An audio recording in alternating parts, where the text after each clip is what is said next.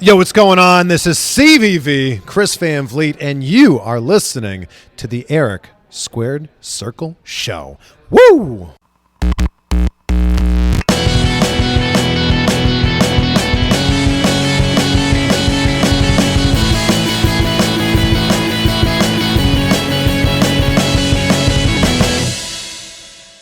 Welcome to the Eric Squared Circle podcast. This is Eric Ozio here with my longtime friend and current colleague, Eric Robinson. It is the weekend here in Cincinnati, Ohio. It is the weekend. God, I love the weekend. How are you today, Mr. Robinson? Saturday. Man, fantastic. Yeah, it's a beautiful day out. I mean, we had winter kick out at 2 and like it's already melted around, 1:30 yeah. in the afternoon, and it's already starting to melt, and we're going to get some decent weather tomorrow afternoon. I mean, it's another beautiful day. As we mentioned with Chris Brewery. Van Vliet last week, that Ohioans seem to love talking about the weather, and we talk about it all the time. We do. And because it's Easy always there. changing. Easy there. I don't Like how it doesn't change all the time. You're literally choking your microphone right now. It You okay? keeps changing, You good? dude. I understand that. I know, but it's also the end of February. I think that Freaks me out, man. I think that we had enough for a year, but why does it change so much, otherwise. so frequently, so currently? I mean, I don't know why. I don't know what you want me to say to that. I just, it's fine. It's gonna be fine. It's cool. No, gonna be fine. No, don't worry. It'll be all right. You good? I'm good. You good? Okay. Nice shirt, by the way. Yeah. He is wearing his a little bit of the bubbly shirt tonight because it, as you all know, AEW Revolution is tonight. Pay-per-view, Fight TV, Bleacher Report live. We're in the mood here and getting ready to enjoy a good show. If you haven't watched our pre-show on Facebook Live, the video is there for your viewing pleasure. Pleasure. Yeah, before we get started today, we haven't had the chance to do it yet, but we do have our first 5-star review, and we do want to read it on the air. Oh my God! Finally.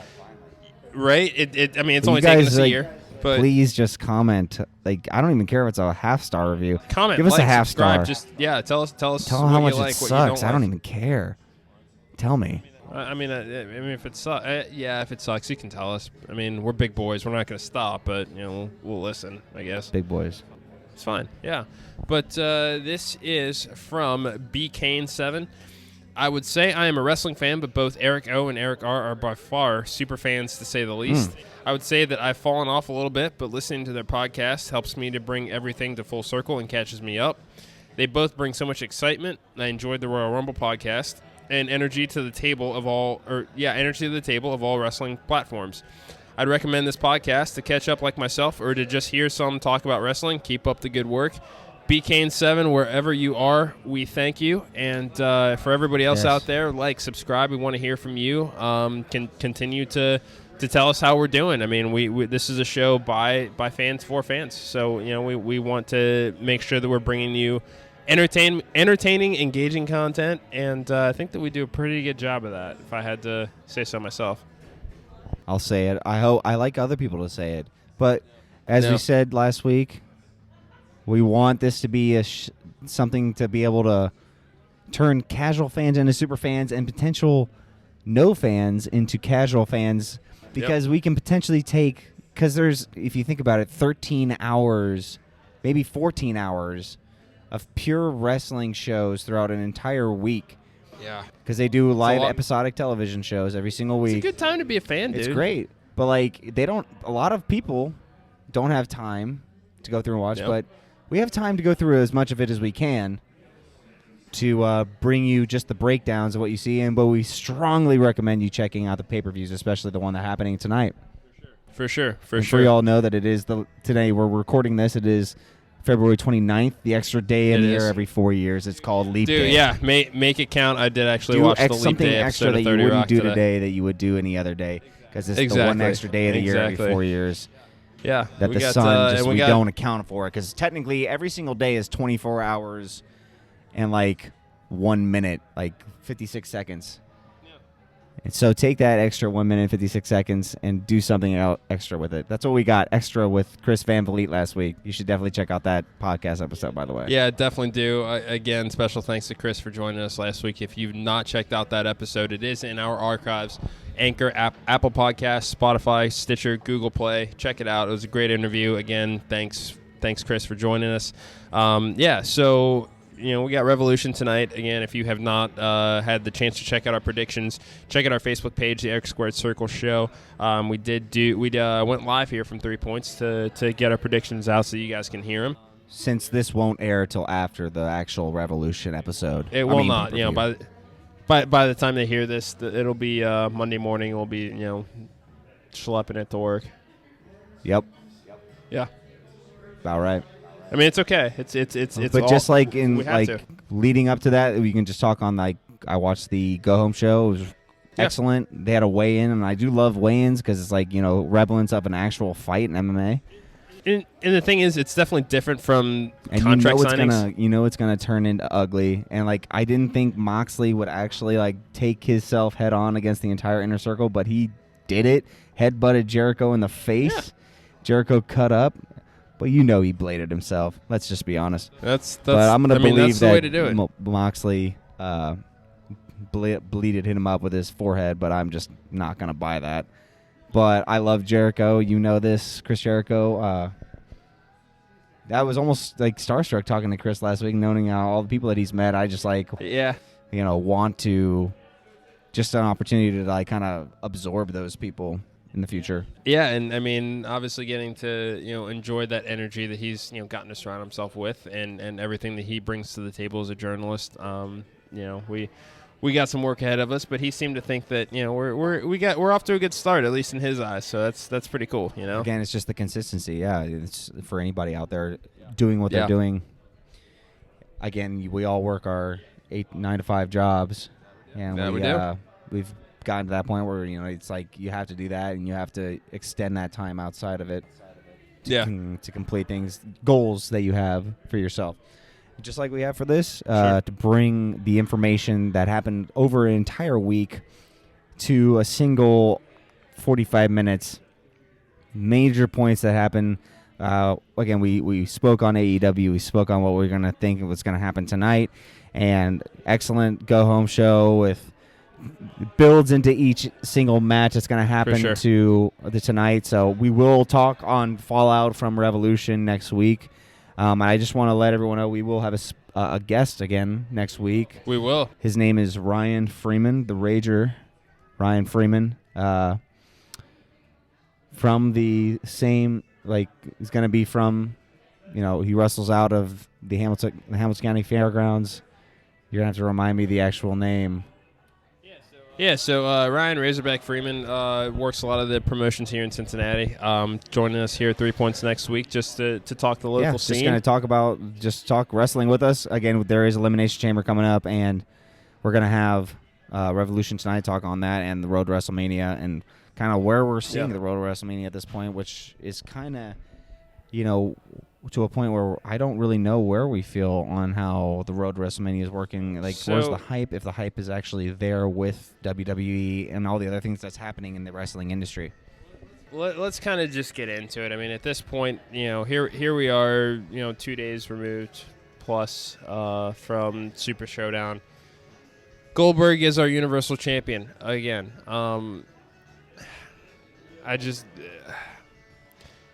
I don't even know where to begin with this one. I mean, the entire match itself, there were, I mean, even from Goldberg's walk and the miscue of his pyro for his walk. I mean, the entire time I'm watching this match, I'm just like, okay,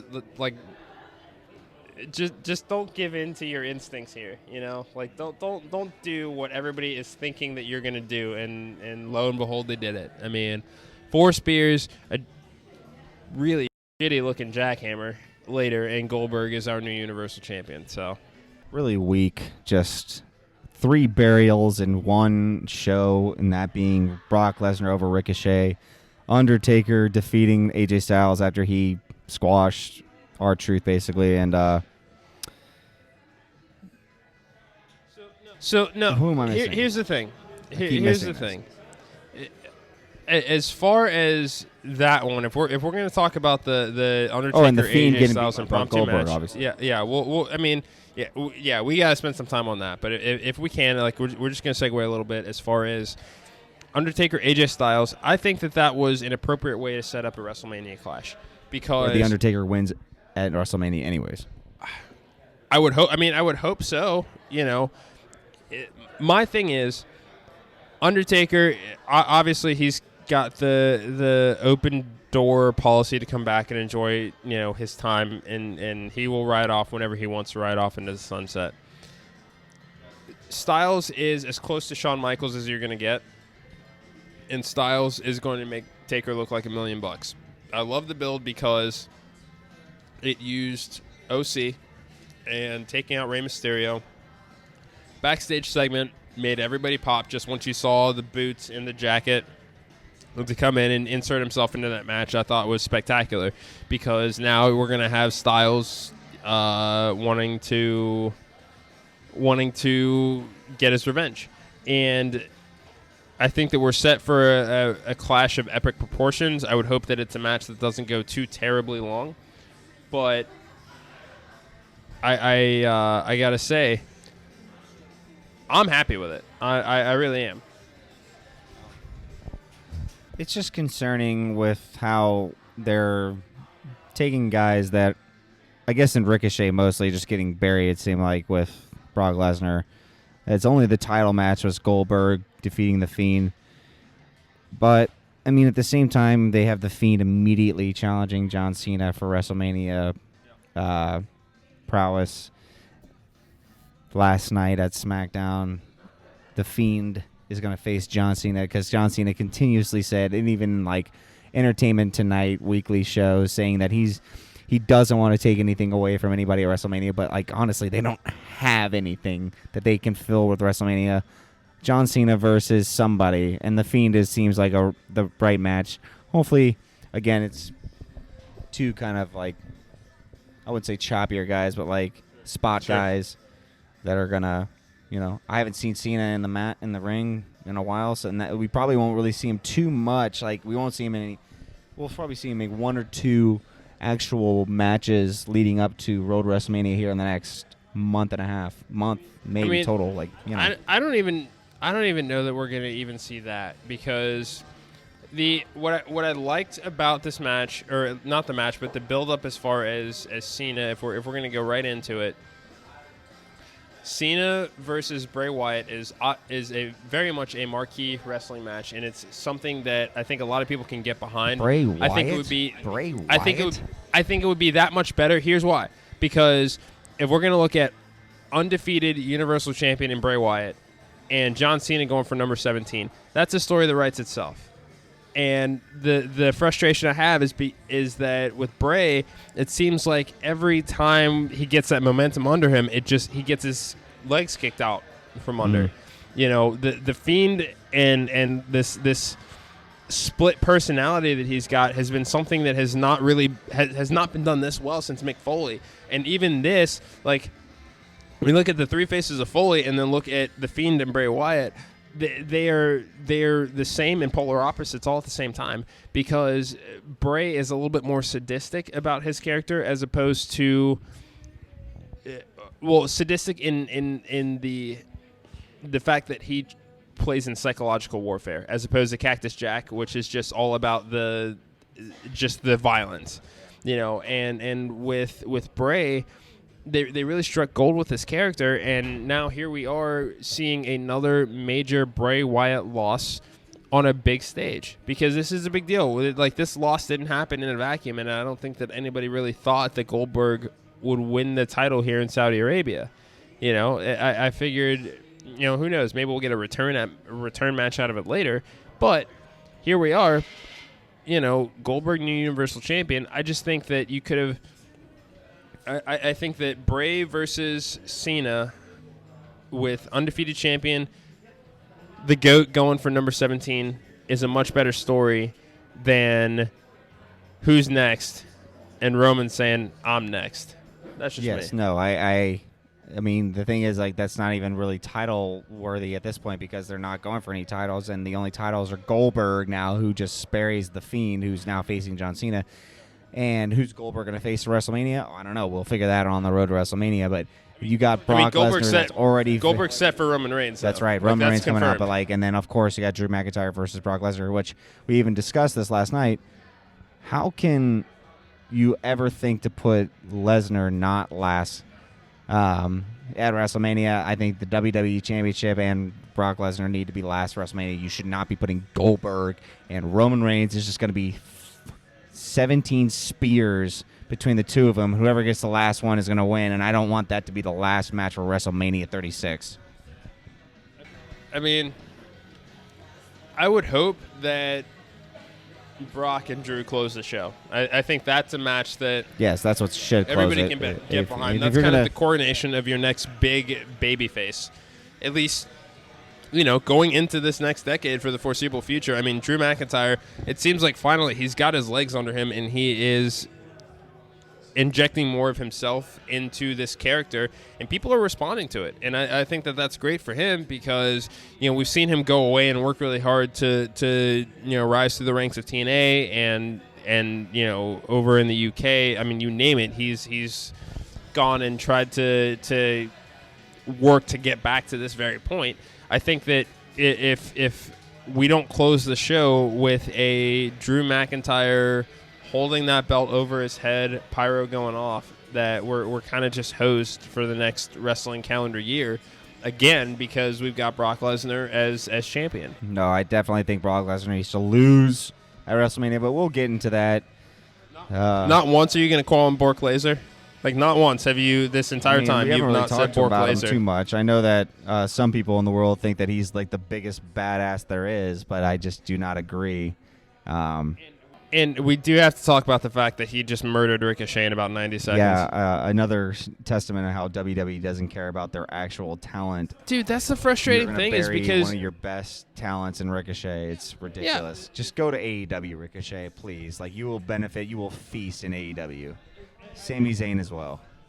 The big thing is, and we'll come back to Sami in a second, but with Ricochet, I feel like everybody thought, because Brock Lesnar has better matches with smaller guys, think Finn Balor, AJ Styles, Daniel Bryan, everything that he's done with these guys, that we were going to see a match that actually makes some magic, and we just get a complete squash match. I just don't understand why they wouldn't take that time to build a story and make Ricochet look good coming out of this, because Ricochet is that guy that kind of defeats the odds, and everybody is all about him, and There was just no reason to have that match go in that manner, because now Ricochet going into WrestleMania doesn't have a program yet.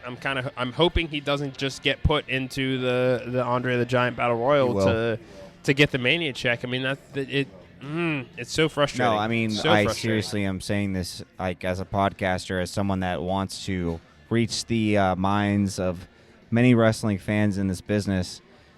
Ricochet would benefit immensely from leaving WWE because they have already destroyed him. And last night, or 2 nights ago, could not have been more evident that he is completely and utterly not a factor in WWE and won't be for years to come. There is no point in staying in that corporation because you're just like Cedric Alexander, who is completely irrelevant, who was completely loved 2-3 years ago. I mean, even as recently as like 6 months ago, though. That's the thing. He's done. I mean, in my opinion, like, again, we mentioned Sami Zayn, 2 guys that really need to get out of WWE because it's not going to do them any favors, and it's not going to anytime soon. It's Sami Zayn and Ricochet.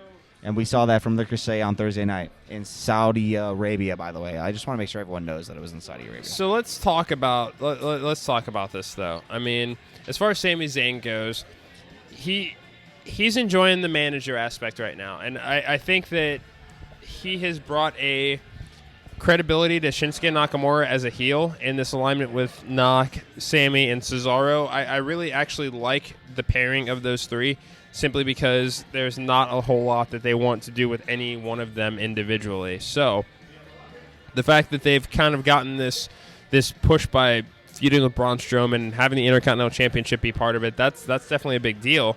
I think that, with Sami kind of, he's planning to come back. He's going to be a part of this 3-on-1 handicap match at Elimination Chamber next week. And I think it'll be great to see how he looks after all these months. Braun definitely still wins, but, it's still something to do.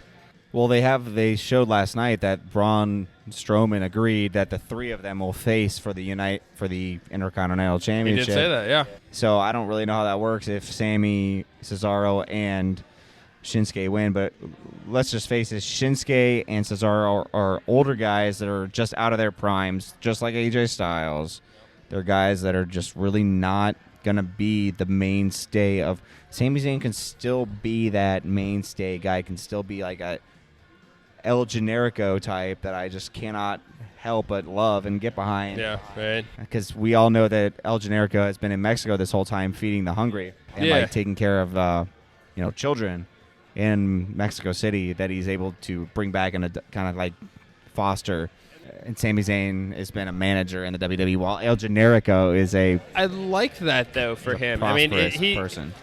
Sammy's one of those guys. He's always been so very much about the business, and it's in his blood. So to see him test that manager skill, before his career comes to an end is actually pretty cool, at least in my eyes anyway, because we're kind of getting a glimpse at the next 20, 25 years of Sammy's career if he really wants it to be. Shinsuke, it just seems like when he delivers his promos, I've got no problem with the fact that they've paired him with him, because the language barrier is still an issue for Shinsuke Nakamura. I don't necessarily see that so much for Asuka and Kairi Sane. 2 years now he's been in here, like. I know, and the thing is, I just feel like it's different for him compared to Asuka and Kairi Sane. I love the fact that they are dropping their promos in Japanese just because it's something different, it's something unique, and people are actually responding really well to it. Just with Nakamura, they just don't, at least in my eyes, don't have the confidence to say, hey, we're just going to put the microphone in your hand and, having you deliver, you don't need to waste an entire talent doing that, and that isn't Sami Zayn. When we saw that Sami Zayn versus Shinsuke match the night before Mania 2016, WrestleMania 33. And that was the first time I've heard a Fight Forever chant like that. WrestleMania 32, actually. I get that. I just think that Sammy doing the manager thing right now is okay for him, because it's better than him kind of getting the short end of the stick as a wrestler, which we've seen him get basically since he's come up from NXT, when it was seen as a call-up as opposed to a lateral move, Definitely a lateral move now. Yeah, now anyway it is. Yes. I mean, really, other than Super Showdown, there really wasn't too much else to because I mean, all of it. The Miz and Morrison winning the blue belts. We got Seth Rollins and Buddy Murphy retaining the Raw Tag Team Championships. We got to go back to Miz Morrison real quick though, just because last night on SmackDown, it was announced again. Yeah. It was announced that Miz and Morrison are going to take on the New Day, Heavy Machinery, Lucha House Party, Dolph Ziggler, Robert Roode, and the Usos in an Elimination Chamber match for the tag team titles. I think that this is fantastic just because this is we were robbed of the John Morrison Royal Rumble moment. Wow. So now we get the John Morrison Elimination Chamber moment, hopefully. This is going to be quite the convoluted mess, potentially, of tag teams coming in. 8 tag teams? No, it's only 6. So, I mean, it's going to be all 12 guys. It's an elimination chamber, so it's 6 tag teams, but still, 12 guys coming in to a chamber. It's going to get messy. It is, and the thing is, the match on paper, I love the idea of it. They've only done one of these before as far as the tag team titles go. Elimination Chamber 2015. Check it out on the WWE Network if you haven't ever seen it before. Yes. I think that there's, as far as all of the teams that are in this match, we're destined to see some carnage and we're destined to see some chaos. I'm really, really hoping that all these guys are going to get their chance to shine here. I think especially Otis, now that he is going to want to get his hands on Dolph Ziggler after everything that's gone on with his sweetheart Mandy Rose. Somehow stole Mandy Rose Valentine's Day, bro. Valentine's Day. And sweet man like Otis going to get screwed out of a beautiful lady because he just treats her so kindly and well. He does. Why can't Otis get his? Why can't Otis hang out with the lovely lady, beautiful lady? You would think. I mean, it's I don't another like one of those Dolph odd Ziggler couple. Anymore. He makes me mad. I like the underdog. That's not fair to Dolph either, though. I can not like whoever I don't want to like. It's a free country, bro. We're in America. I don't want to like somebody. I don't want to like them. I'm not saying it's not. I'm just saying that I don't like him. I don't trust him. I don't like him. Dolph Ziggler, you understand this. Otis is gonna hurt you. He's gonna do things to you. I think that Otis definitely needs to have his moment in this match and really, bust up that chamber and get some traction. Dolph Ziggler here. might not have hair after this match. And the thing is, we're really getting spoiled. Elimination Chamber a week from Sunday. We've actually got 3 matches, and this is the first time that we've seen men's, women's, and tag team divisions all representing inside the chamber. So I think that we're going to see some really special stuff here. Tag team Elimination Chamber can get a little chaotic just because it's releasing both 12 people, an entire team at once, more or less. But to see them get that rub and that time to get inside there and really screw some stuff up here, bring it on. No, I'm totally for it. Again, it just goes back to like what we talked about last week with Chris. We're not going to know the difference in hype build-up between a men's and women's match. They're both Elimination Chamber, and I'm excited to see. So the Elimination Chamber match is for the Women's Raw Championship, or is it the Women's SmackDown Championship? No, so it's a number 1 contendership match. It is the Riot Squad, all 3 of the former Riot Squad anyway. Asuka, Natalya, and Shayna Baszler. Okay. So it's cool in that this is kind of Shayna's. And I would say that we next week we're also going to do a Facebook Live for the predictions on. Since our show won't be up until after the actual premiere of Elimination Chamber the following Monday, we'll do a Facebook Live event for the Elimination Chamber on the Saturday afternoon. I'm starting to think you just really enjoy going live on Facebook. I'm just saying it's a good idea. I think you liked it more than you thought that you would. I'm just saying we should at least predict who's going to win these matches and these chamber matches and throughout the pay-per-view before, because we know that our show, we're too slow and old to get this thing out edited quicker. So we won't be able to get it done. So we might as well put that thing out. I like that he says that we won't get it edited and not quicker when there's only one of us that's doing that work here, and it's not you. So, okay. All right. It's me. All right. Sure. Cool. I'm going to remember that. Remember anything you want. The thing is, this match... I want to see a women's Elimination Chamber match. Don't get me wrong. I think that it would be better served if it was a SmackDown women's match. Just put the title on the line, simply because everybody knows that Shayna's trying to get her hands on Becky Lynch. It's no secret. Obviously, when you bite a piece of flesh out of the back of somebody's neck, it's just kind of like, yeah, I got a problem with you. That's gross. We know. We don't eat human flesh here. But it was unique, and that was such a Paul Heyman thing for them to do. Be like, hey, we're just going to go Mike Tyson and taste other human blood. It's weird. But here's the thing. With Shayna, she doesn't care because, she made it clear, I'm a cage fighter. Like that's what I do is I'm going to get in there, I'm going to destroy and rip everybody limb from limb, and I'm going to come do the same thing to you, Becky Lynch, and me biting your neck was simply an impulse decision. So if I can do that on impulse, like what do you think I can do when I'm thinking about it? And that's great for Shayna because this is the freshest bit of character development and storytelling that we've really seen from her in a long time, because she was such a dominant force in NXT that it was just kind of rinse and repeat for whoever was going to cross her path. So now, the fact that we're probably going to get Becky Lynch versus Shayna Baszler for the Raw Women's Championship at WrestleMania, I'm all for it, man. I don't think that this match is necessary to get to that point, but I'm real intrigued to see what it is that she does inside that cage. I just want to remind everyone that we are the Eric Square Circle podcast, and we would just want to say that you should check in next week when we do our podcast the following Monday into March regarding Elimination Chamber and regarding the Revolution results. We're going to talk on with our good friend Ryan Razorback Freeman. We've seen actually a couple of his matches in person. He's a classic heel. He was the IWA GPT champion at one point. I don't think he is anymore because he's coming off an injury. So we'll be meeting with him. He's solid 6'5", I think still 360 pounds.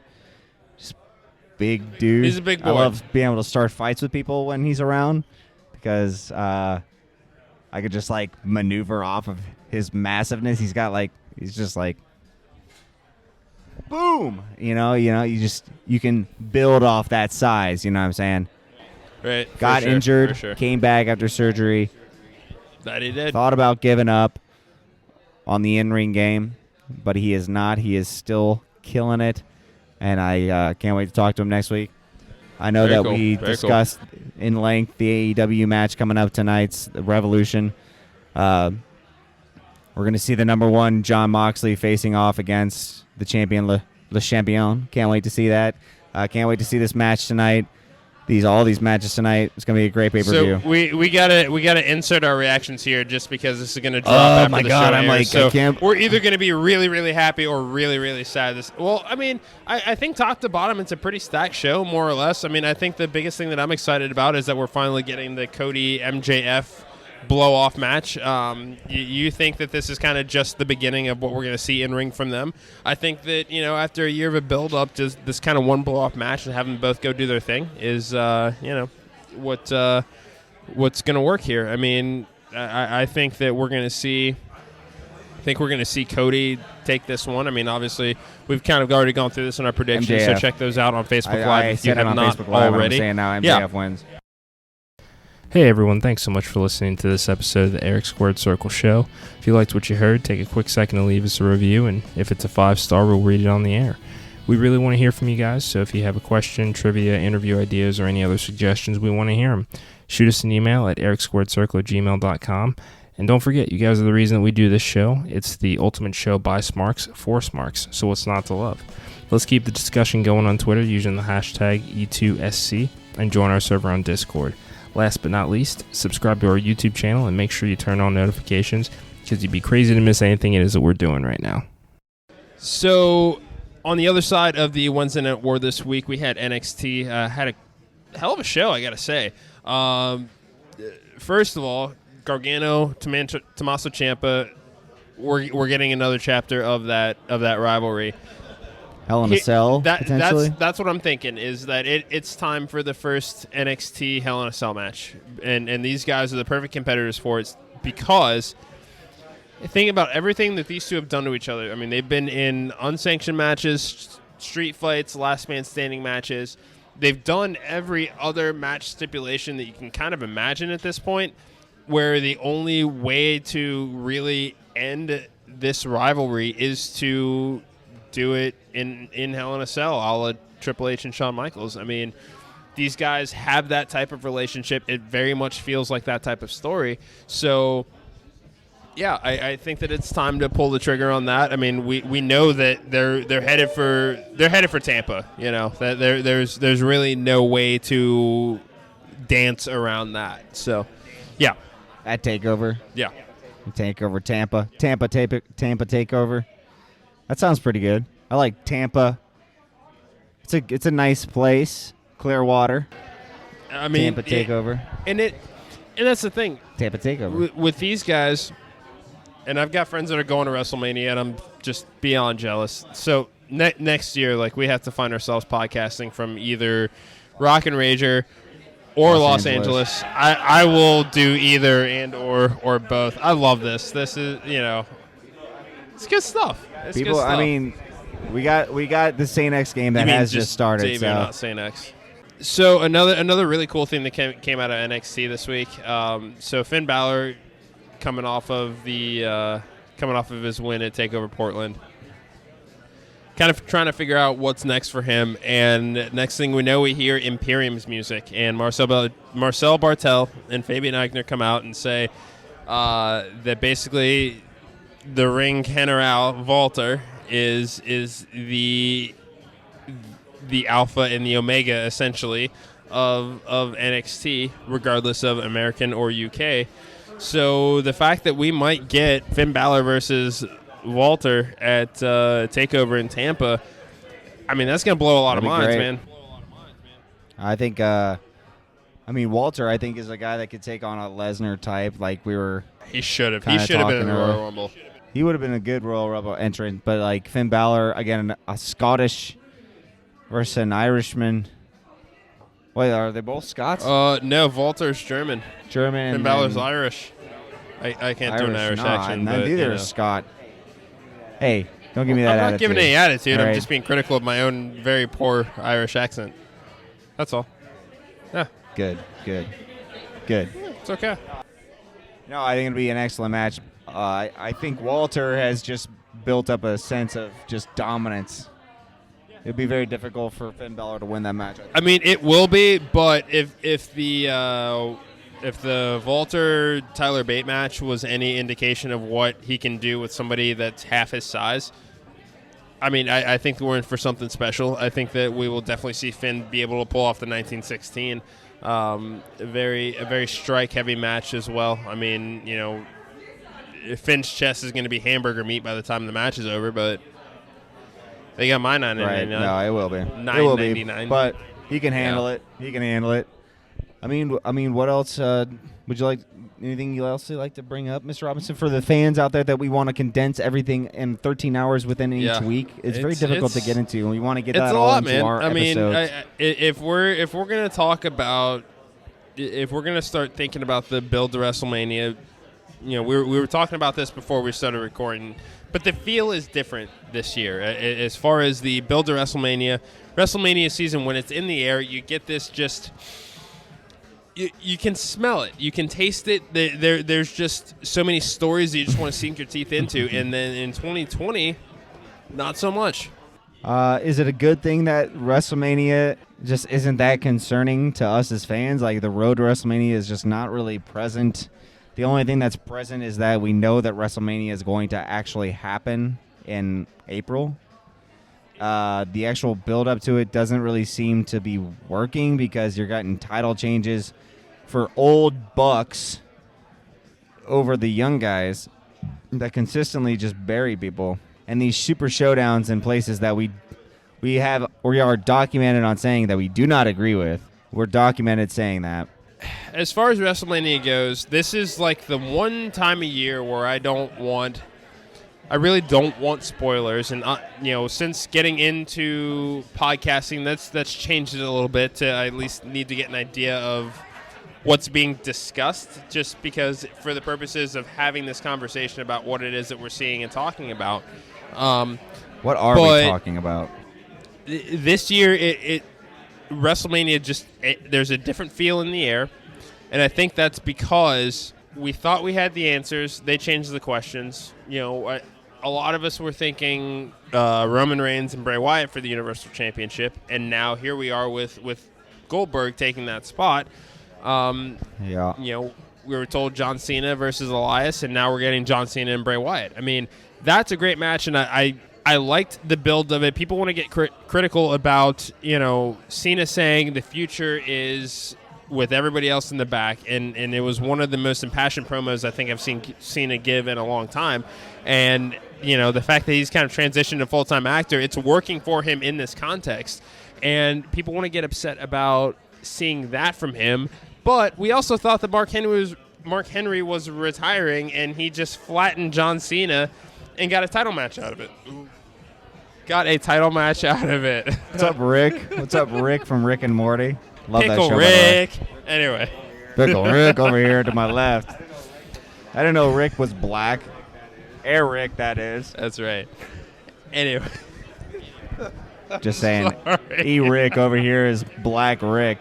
We got Black Rick from another dimension over here.